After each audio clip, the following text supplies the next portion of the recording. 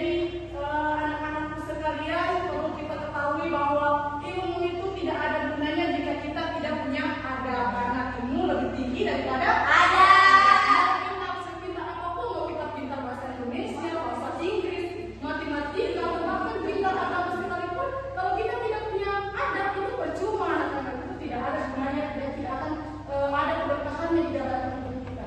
Jadi kita sebagai anak harus hormat dan patuh kepada orang tua. Oke. Jadi sampai sini dulu pelajarannya. Semoga pelajaran hari ini bisa bermanfaat untuk kita semua dan ibu sendiri sambil membaca alhamdulillah ya hamdalah ya ibu. Alhamdulillah.